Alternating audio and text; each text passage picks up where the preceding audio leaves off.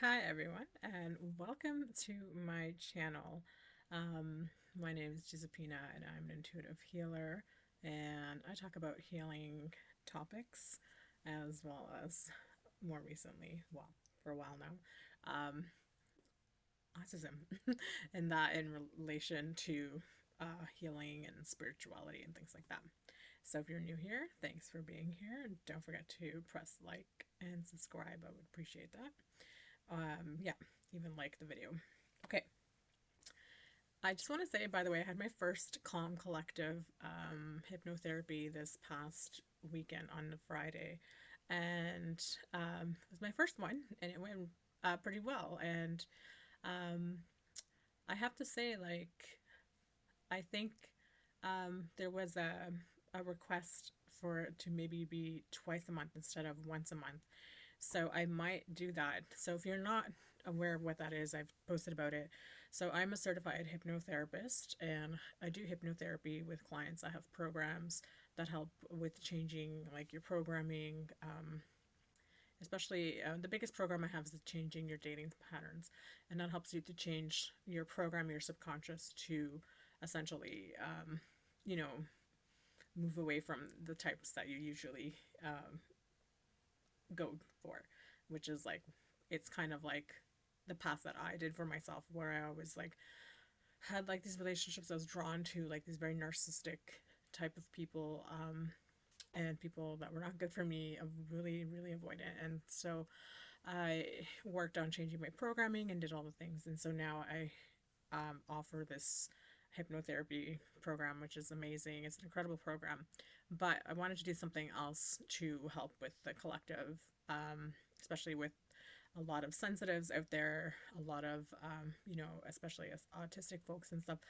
And with everything happening right now, it feels quite hectic. And so what I did was I created the Calm Collective. And it's it's supposed to be a monthly hypnotherapy, online group hypnotherapy. However, it might be bi-monthly and happen twice a month if there is enough, you know, um, I guess enough ask for it. But it is an hour online and we meet in the evening. I always choose the evening because that way, if you have to go to sleep later, it's very relaxing. And you're just in an incredibly relaxed state after. So essentially, it's an hour long, and there's a little bit of chatting in the beginning, and then we do about a half hour of hypnotherapy. And so, hypnotherapy, if you've never done it before, it basically puts you into this beautiful, calm state. Your brain goes into theta. No, I don't like mind control you or anything like that. But during the therapy part of the session, I put in programming and statements and suggestions that are for grounding and being calm and being grounded in your body and being and in your body and things like that, because most of us are so disconnected because of so much chaos, because we feel so much sometimes that we disconnect, disassociate, we're untethered and all these things. We might feel more agitated and more anxiety and things like that. So feeling more in your body and more grounded in our bodies is incredibly important for us to be in a sense like of peace and calm. And in that place of peace and calm, we can be more productive, not because we need to produce, but in terms of how we can shift the energy and show up in ways that could really create the change that we desperately need in our world. And so that's my contribution is creating this calm collective. And I don't charge my hypnotherapy rates for it. It's just a pay what you can kind of thing, and it happens, um, like I said, monthly for now, but maybe twice a month. We'll see how it goes. If it's something you're interested in, I'll put a link in my thing. The next one's happening here. Let me look at my calendar here. I'll announce it here since I'm here right now. So the next one will be happening in, oh, it's also a 7th. So, oh yeah, because we have a short month this month. So it's also going to be a 7th. So March 7th on Friday. I should probably check my calendar before I confirm that. But tentatively, March 7th, Eastern, at 7 p.m. Eastern time. Eastern Standard Time. So if that's something that you're interested in, you should definitely basically check out the link, maybe comment. Anyways, what's today's video about? By the way, I apologize if you can't hear me. I cannot use my phone to record right now at all. And I have to transfer all these. I took so many photos and videos that I need to transfer them out. And so I have to use my laptop. I'm not using my Blue Yeti. The sound is fine on my end. It sounds fine when I'm listening to it on my laptop and on my cell phone and stuff. However, when I'm putting it on my when I'm whatchamacallit, putting it on my TV and I'm using like my Chromecast, then the sound is low, so I have to really turn the volume up to do it that way. But the sounds quite clear when I'm listening to it, but apparently there are some people that cannot hear it, and I'm really sorry. I apologize. I unfortunately don't have the funds to buy myself a new phone or a camera, and that is the plan when I do have extra funds, and so I will do that.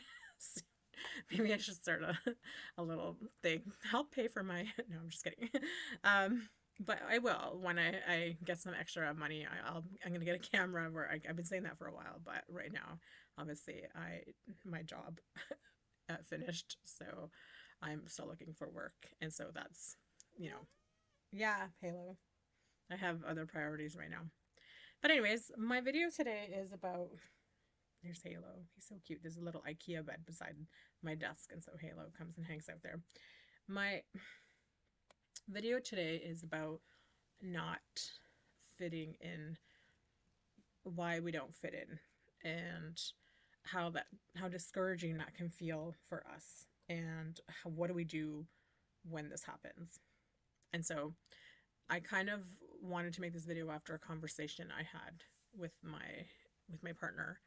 I was at the store grabbing something, and I was kind of things have been really difficult for me in the last little while, and I don't want to like complain about things, but they have been a little bit challenging, just like because my work has been incredibly stressful, and the practice was closing, and so having to like also look for a job, and so there was a job where I'm.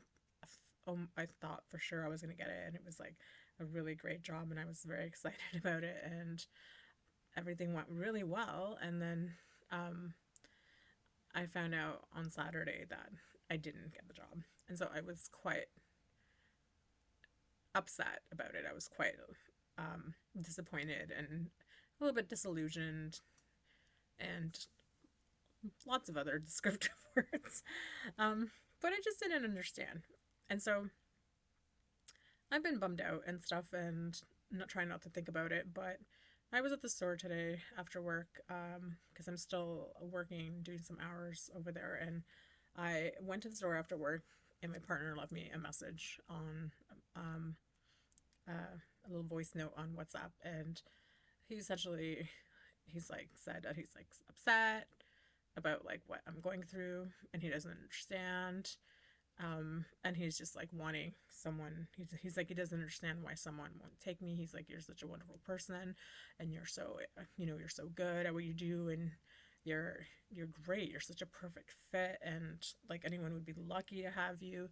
And I said to him after, I was like, but it's kind of been this way like my whole life with things, unfortunately. And it's the same reason why me and him always say that we don't really feel like we belong or want to hang out with other people a lot, because we just feel not the same as them. And I'm sure a lot of autistic people can say this or feel this way. And I have lots of videos talking about this, but our society is just built in a very specific way, and it doesn't hold any, I don't want to say hold space, but it doesn't have any um I'm trying to think of a way to say this. It kind of doesn't care much for people like us. And I don't know like what the exact reason for that is, but I believe it has to do with the fact that I want to call it the chasing the carrot phenomena, the keeping up with the Jones phenomena, or whatever you want to call it. But the chasing the carrot phenomena is this. This is my, I'm making this up on the fly here.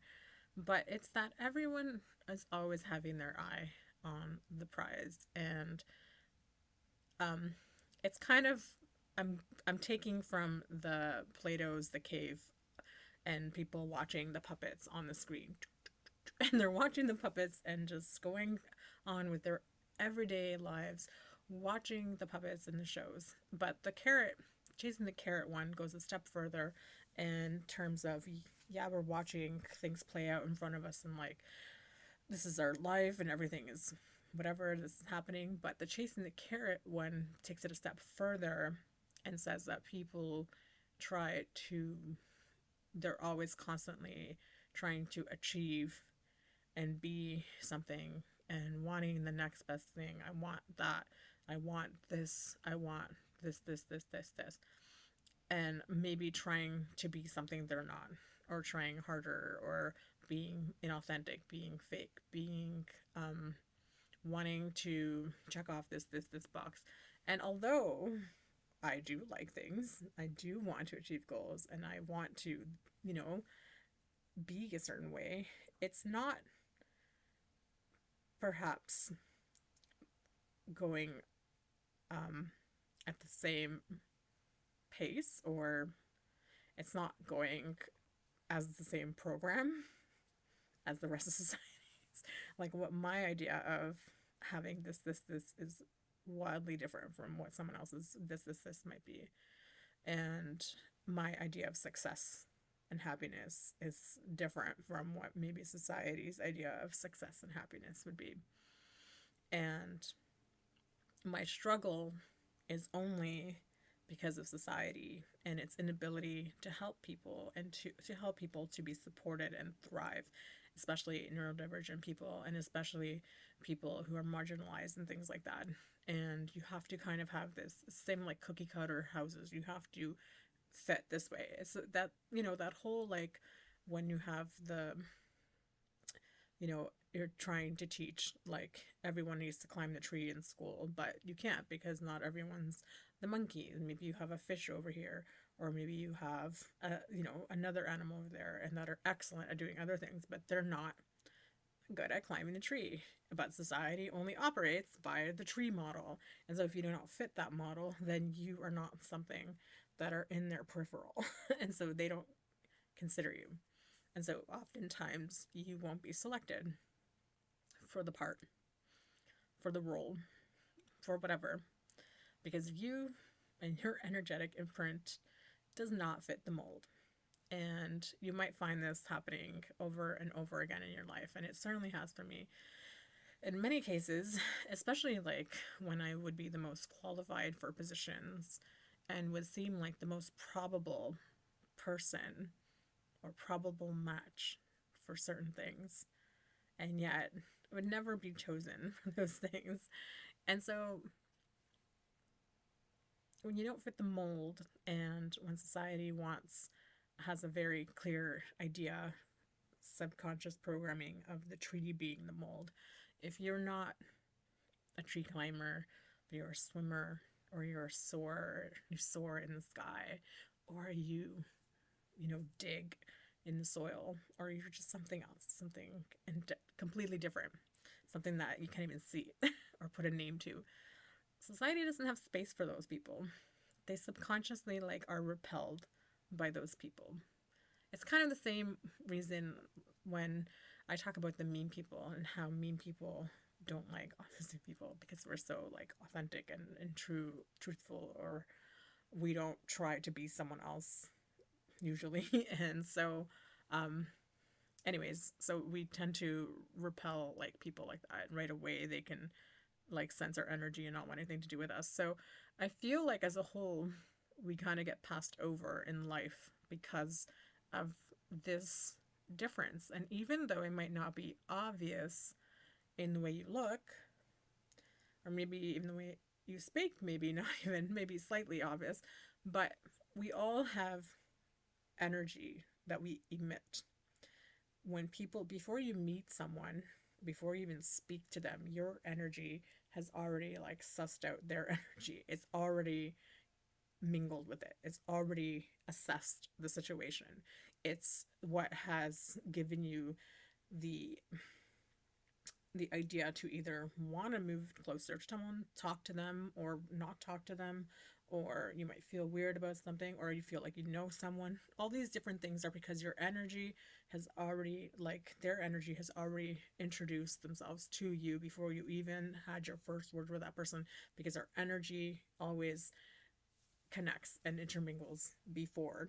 We don't have to do anything, it just does. So, in the same way, I believe that happens when we go out and do these things in our lives. And so, there's something about our energy that is repelled by things that are really stuck in that societal programming because we're honestly, we're revolutionaries in the sense where we see things differently and see things outside of the box. We don't necessarily, and although we love rules and order and things like that, we do not love things that make no sense and that are only in one specific way for everyone, kind of thing. We can see things in abstracts, we can see things in different ways. Some of us have the ability to see things differently than I can, for instance. Like, I can see things differently than other people can, and I'm sure there's other people who can see things differently than I can.